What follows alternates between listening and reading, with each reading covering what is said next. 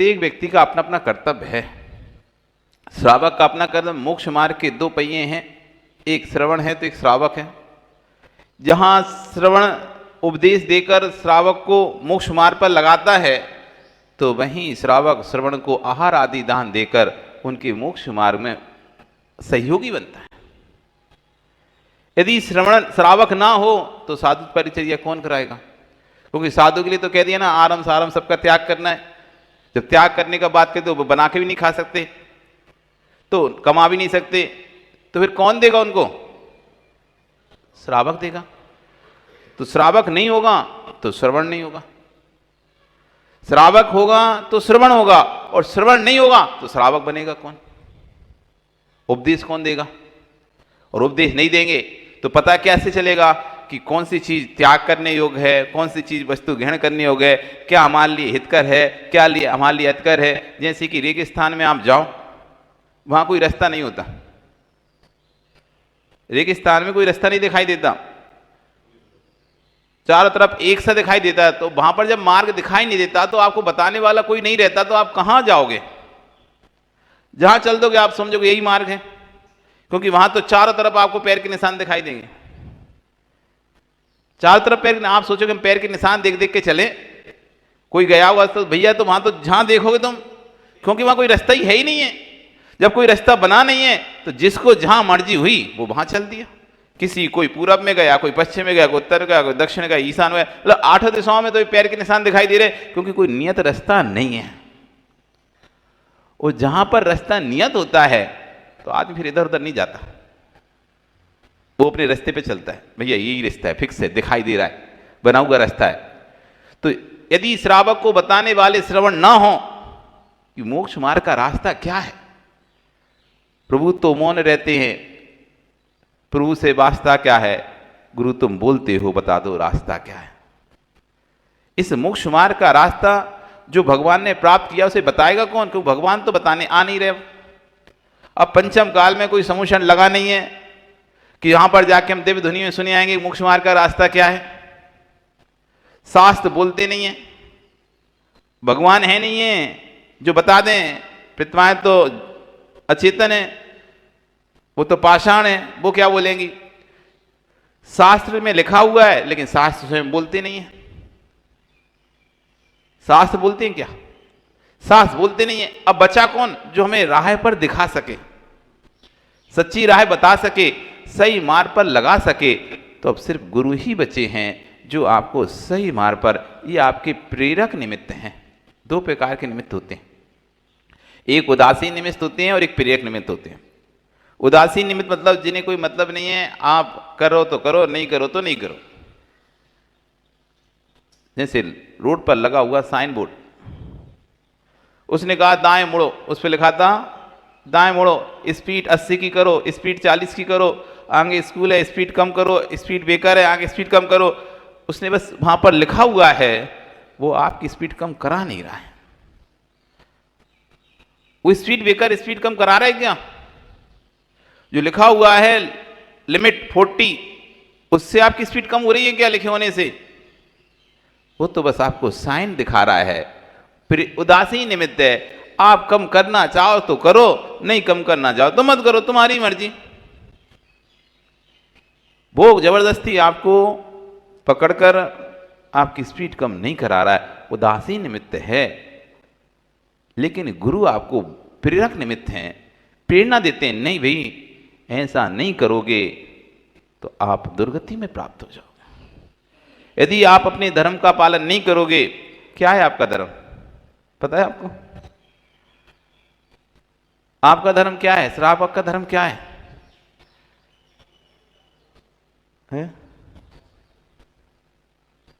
क्या है? सट आवश्यक। बहुत अच्छे, सट आवश्यक है, ये सही बोले, सट आवश्यक धर्म है। लेकिन सट आवश्यक को शॉर्ट में बोलो क्या? तो आश्चर्य होने आज यहाँ कुंद कुंद स्वामी महाराज उस धर्म को बता रहे हैं जो श्रावक का धर्म है, और वहीं साथ में मुनि का भी धर्म बता रहे हैं। ये दोनों यदि अपने अपने धर्म का पालन करेंगे तो मोक्ष मार्ग प्रशस्त बनेगा। यदि दोनों अपने धर्म से च्युत होंगे, दोनों धर्म को पालन नहीं करेंगे, तो मोक्ष मार्ग आगे नहीं बढ़ सकता। तो यहाँ कह रहे हैं आचार्य भगवान, दानम पूया मुखम साव्या धम्मेण साव्या तेन बिना झाण झेण मुखम जय धम्बे तम बिना तहा सोवी। दानम पूया मुखम, दान देना, पूजा करना, ये मुख्य रूप से साव्या धम्मे, इस श्रावक का धर्म है। ना साव्या तेन बिना, इसके बिना श्रावक श्रावक संज्ञा को प्राप्त नहीं होता। यहां कह रहे हैं दान पूजा मुखम, दान पूजा करना मुख्य धर्म है किसका? श्रावक का। और जान झेणम मुखम, ध्यान और अध्ययन करना ये मुख्य धर्म है जयी का, यानी यति का। यति को ध्यान अध्ययन करना और श्रावक को दान पूजा करना ये मुख्य धर्म है। यदि ये नहीं करते तो कह रहे हैं साव्याना तेन बिना, उस बिना वे श्रावक श्रावक नहीं कहलाता। आप यदि वास्तव में श्रावक हैं तो नियम से आपके परिणाम दान पूजा के होंगे, क्योंकि श्रावक का मतलब ये श्रद्धावान, विवेकवान और क्रियावान। श्रद्धा, विवेक, क्रिया, सम्यक दर्शन, सम्यक ज्ञान, सम्यक चाय बोलते ना आप, श्रद्धा, सम्यक दर्शन। देवशास्त्र पूजा वही करेगा जिसकी प्रभु के प्रति आस्था होगी। पूजा अभिषेक वही कर पाएगा जिसकी प्रभु के प्रति आस्था होगी। जिसकी प्रभु के प्रति आस्था नहीं होगी वो कहेगा शांति से सोने दो, सुबह सुबह मत उठाया करो, नींद खराब मत करो। कितने जीव हैं यहाँ पर, कितने जीव हैं यहाँ पर जो अभिषेक कर सकते हैं, लेकिन कितने कर रहे हैं? कितने हैं, कितने कर सकते हैं, लेकिन कितने कर रहे हैं? जो कर रहे हैं ये श्रद्धावान जीव हैं। जो नहीं कर रहे हैं वो मात्र नाम के जैन हैं, कहने के लिए जैन हैं। हम देव शास्त्र को मानते हैं, लेकिन यदि मानते होते तो फिर उनकी भक्ति क्यों नहीं कर रहे? क्योंकि जो व्यक्ति जिसके प्रति रागी होता है उसकी आराधना करता है। जो व्यक्ति जिसके प्रति श्रद्धावान होता है उसकी सेवा में लगा रहता है। आप श्रद्धावान हो इसलिए आपको सुबह नींद नहीं दिखाई देती, आपको सुबह मंदिर दिखाई देता है। और वहीं श्रद्धावान नहीं होते तो क्या होता? मनीष क्या करते? मनीष ही नाम तुम्हारा क्या? मनोज नाम। क्या करते थी? श्रद्धा नहीं होती तो सोए रहते। क्या तुम्हारे घर में कोई सो नहीं रहा होगा? या तुम्हारे मित्रों में कोई नहीं सो रहा होगा? सो रहा होगा। यदि तुम कहो भगवान के प्रति नहीं, हाँ मंदिर जाते हैं है, लेकिन ठीक है कौन सुबह से उठे, नींद खराब कौन करे। जो श्रद्धावान होगा वही भगवान की भक्ति पूजा कर सकता है। फिर दूसरा होता है विवेकवान। श्रावक बोले ना, श्रा, बा और का, तीन शब्द हैं श्रावक में। कितने शब्द हैं? श्रा, बा और का। श्रा यानी श्रद्धावान, जो श्रद्धावान होता है। बा यानी विवेकवान, कि कब मुझे कौन सी क्रिया करनी है, भगवान की भक्ति करने का समय क्या है, कौन सा ब्रह्म मुहूर्त है, किस समय उठकर भगवान की भक्ति करने से मन प्रशस्त होता है। अब बहुत सी माताएं घर का पूरा काम निपटा के आती हैं यहाँ पे। अभी 10 बजे 9 बजे के बाद आएंगे बहुत से लोग, 9 कोई 10 बजे कोई 9 बजे, क्या पूरे घर का सारा काम वाम निपटा के फिर आएंगे। आपको समझ में नहीं था, जब पानी जैसे बैठा हुआ जमा हुआ होता है उसमें चेहरा देखो तो दिखता ही नहीं दिखता। गंदा पानी है लेकिन रात भर में रखा रहा, रात भर पानी और नीचे जम गया, उसका मैल जम गया, उसमें हम चेहरा देखेंगे तो साफ दिखेगा कि नहीं दिखेगा? नहीं दिखेगा। देखा कभी? देखा क्या? जिस पानी में मैल बैठ जाता है उसमें चेहरा दिखता है कि नहीं दिखता है? कभी आप पानी जब घर में आए, गंदा पानी भी हो, आप उसमें फिटकरी डालो, पूरा पानी जितनी गंदगी उसकी नीचे बैठ जाएगी, और जो गंदा पानी में आपको कुछ भी नहीं दिखाई दे रहा था उसमें आप अपना चेहरा भी देख लोगे। नहीं हो तो आज करके देखना कि पानी में चेहरा दिखता है कि नहीं दिखता। कांच से ज़्यादा साफ चमकेगा पानी में चेहरा, पर देखे नहीं तुम लोगों ने कभी। तो पानी में जैसी वो गंदगी नीचे बैठेगी तो पानी में चेहरा साफ दिखाई देता है, लेकिन फिर वही पानी उपयोग करने लगते हैं और वो पानी हिल जाता है, तो वापस जब गंदा हो जाता है अब फिर चेहरा नहीं दिखाई देता। अब चेहरा दिखाई नहीं। जीवन भी जियो ना तो प्रैक्टिकल होके जीना चाहिए। कोई भी क्रिया करो घर की तो प्रैक्टिकल होके करो। अब उसमें धर्म ढूंढो। घर में पानी छानते थे, गंदा पानी आता था नलों में, तो आप फिटकरी डाल देते थे, और फिटकरी डालने से नीचे तवेली में, गुंड में, टंकी में, बाल्टी में नीचे पानी गंदा बैठ जाता था, ऊपर साफ साफ पानी रहता था।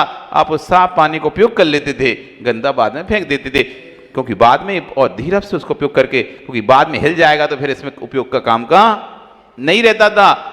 ऐसी सुबह की से लेकर शाम तक हम जो भी कार्य करते हैं, हमारी आत्मा में हलन चलन चलता रहता है। हम सुबह से लेकर शाम तक इतना काम करते हैं कि हम 1 मिनट भी आंख बंद करते हैं तो हमारे को शांति नहीं मिलती। वो दिमाग ऐसा चलता रहता चक्री जैसा, शांत होते नहीं है। लेकिन जब रात में हम सोते हैं तो दिमाग शांत हो जाता है, बंद हो जाता है।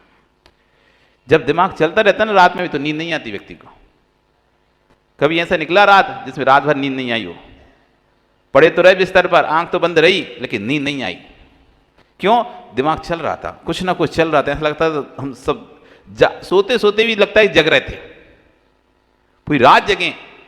वो दिमाग बंद नहीं हुआ, मशीन बंद नहीं हुई, तो आपको रिलैक्स नहीं मिला।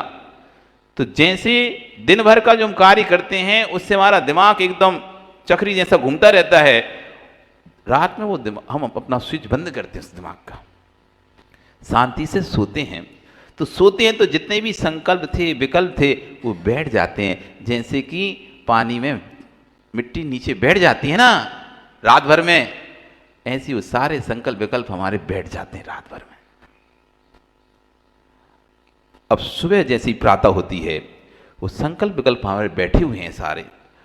वो समय हमारा मन प्रशस्त रहता है, वो उस समय हमारे परिणाम प्रशस्त होते हैं, क्योंकि जो मल था वो बैठा हुआ है।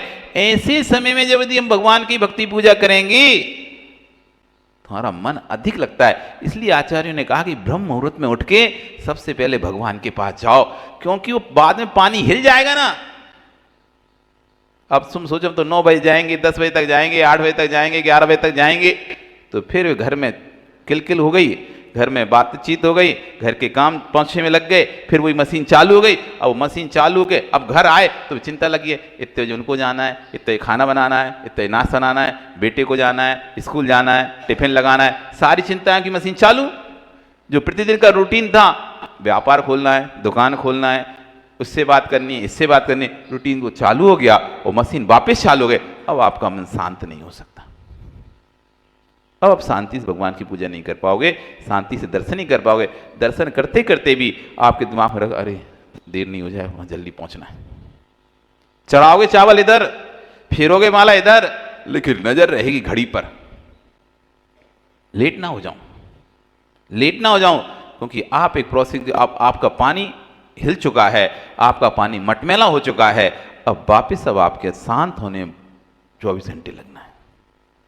इसलिए कहा कि ब्रह्म मुहूर्त में उठकर, सुबह जल्दी उठकर भगवान की सबसे पहले दृष्टम जिनेन्द्र भवनम सुप्तोतिसेन सुमकैन सुमंगलाय है।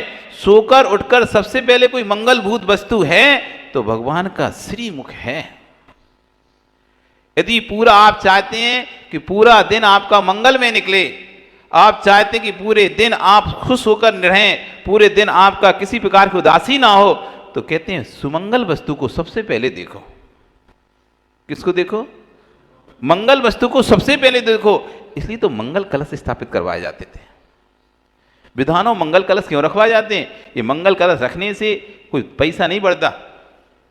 नहीं तो तुम सोचो कि हम मंगल कलश में रख देंगे तुम्हारे घर में धन धान वृद्धि हो जाएगी, पैसा बढ़ जाएगा। मंगल कलश रखने से पैसा नहीं बढ़ता। यदि मंगल कलश रखने से पैसा बढ़ता होता तो जो मंगल कलश दे रहा था वो अपने घर में ही रख लेता, उसी घर भर जाता।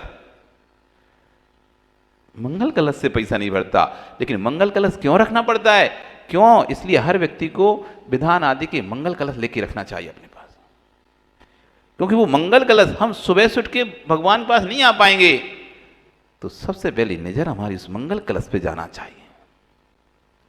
जैसी ही नजर हमारी मंगल कलश पे जाएगी, ओहो ये मैंने विधान किया था, ये मैंने चतुर्मास स्थापना के समय लिया था, परिणाम मंगलभूत होंगे,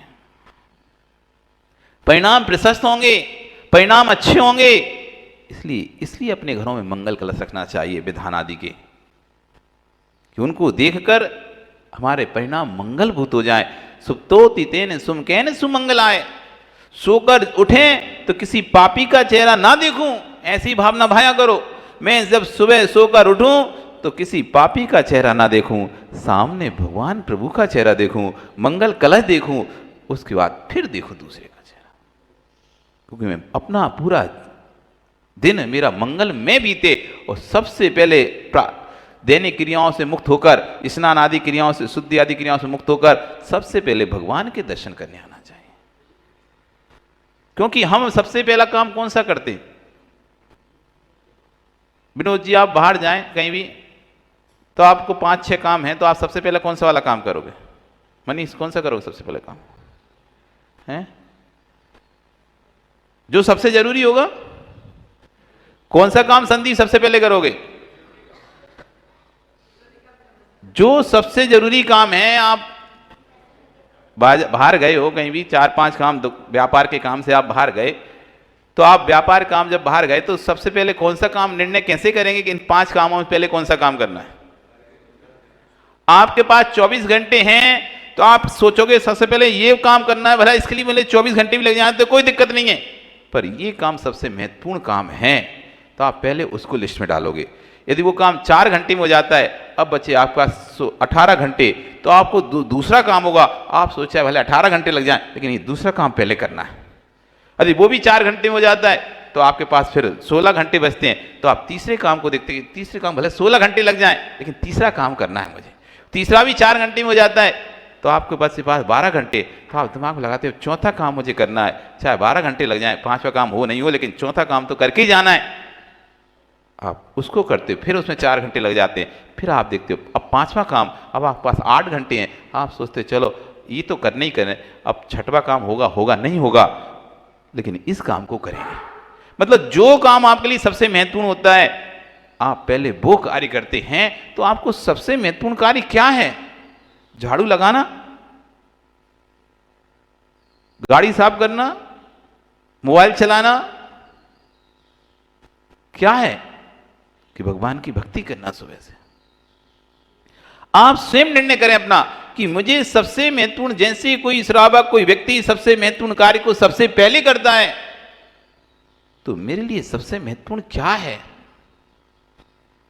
यदि भगवान आपके लिए सबसे महत्वपूर्ण होंगे, भगवान आपके लिए सबसे महत्वपूर्ण होंगे, आप सब घर के काम बाद में करोगे, पहले भगवान का दर्शन करोगे।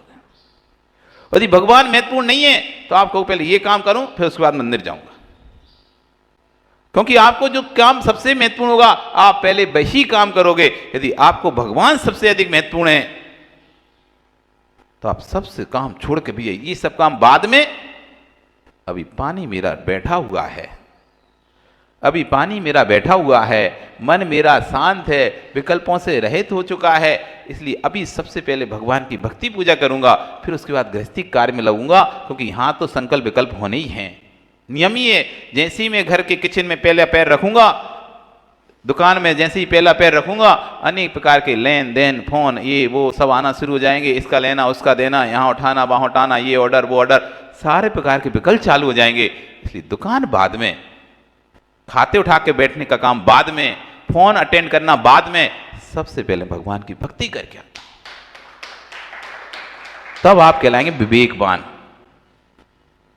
तब आप कहलाएंगे विवेकवान। श्रद्धावान तो हो लेकिन विवेकवान नहीं हो। भगवान के प्रति आस्था तो, मंदिर तो रोज जाते हो, लेकिन कब जाना चाहिए ये आपको विवेक ही नहीं है। किस समय जाना चाहिए विवेक नहीं है, इसलिए विवेकवान। फिर चौथा, तीसरा होता है क्रियावान।